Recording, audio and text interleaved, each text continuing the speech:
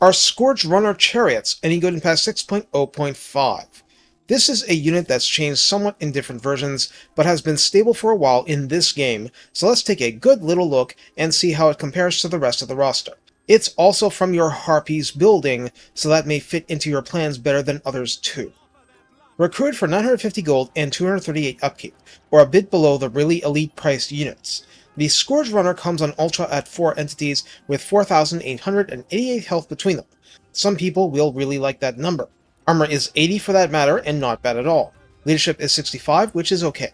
Speed is 84 normally and 108 in a full charge, so less than Dark Riders at normal gallop, barely behind while barreling in. Melee attack starts at 24 with an attack interval of 4, splash target size very large, so it'll splash similar chariot units, and max targets damaged in pitched melee of 4. Well, chariots. Melee defense is 23. Well, chariots. Weapon strength of 40 has a simple split of base 25 and armor piercing 15 damage, with a hefty bonus versus infantry of 18, but that's not top tier. It's to say this unit has decent armor piercing, but it's a lot more meant to crush Empire Swordsmen than Thunderers. You'll still happily use it against Thunderers because it's annoying fighting them and damaging them from range is hard. Charge bonus is 40, which is low for a chariot, and mass is 1500 with the chariot mass rework. Now we get to ranged. Oh, did I mention it has range? Yeah, that's kind of important. Ammunition begins at 24, but it'll burn through that. Range 150 is not even bad at all. Official missile strength 173 comes out as 12 base damage and 40 armor piercing for actual impacts, with a bonus versus large of 40 that applies to only damage. There are 2 shots per volley, each shot only fires 1 projectile however. Reload time is a crazy low 6. Total accuracy is given as 40, or twice normal starting value. Calibration distance of 100 isn't shabby, but beyond that the drift will increase. Calibration of 2 is very tight, considering the accuracy figure helps it further, so when it fires at a dragon that isn't at top speed flight, you expect it to hit consistently.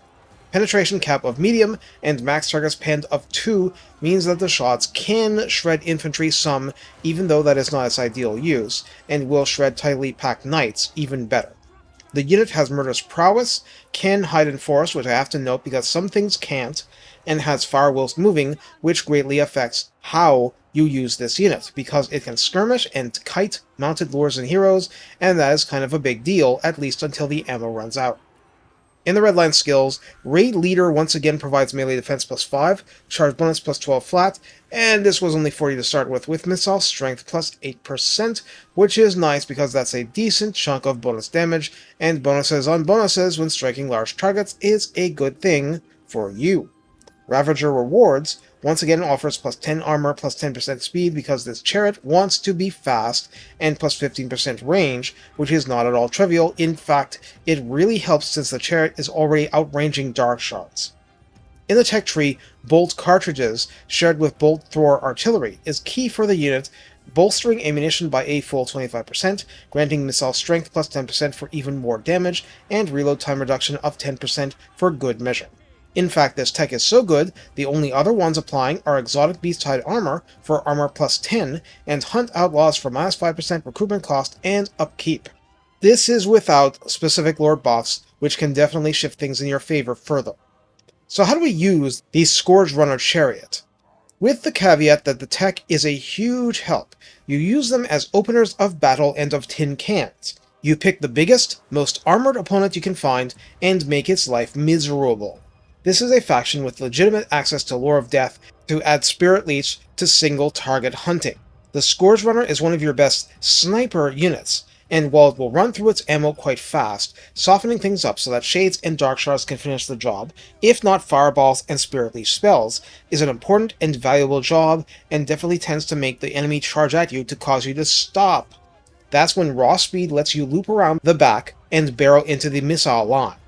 Ideally, it gets no more complicated than that. In reality, you'll encounter a wide variety of situations, and while the unit has a bonus versus infantry applying against dogs, you don't want to have to shoot them. This is a unit that really wishes the Dark Elves had a Master Engineer with restock. You never feel like the ammo is enough. All that said, the Scourgerunner is a key component of Dark Elves' tactics of trickery, deceit, and superior firepower. While melee is not its specialty, it's competent enough against infantry that if you keep it charging a lot, it'll earn its value.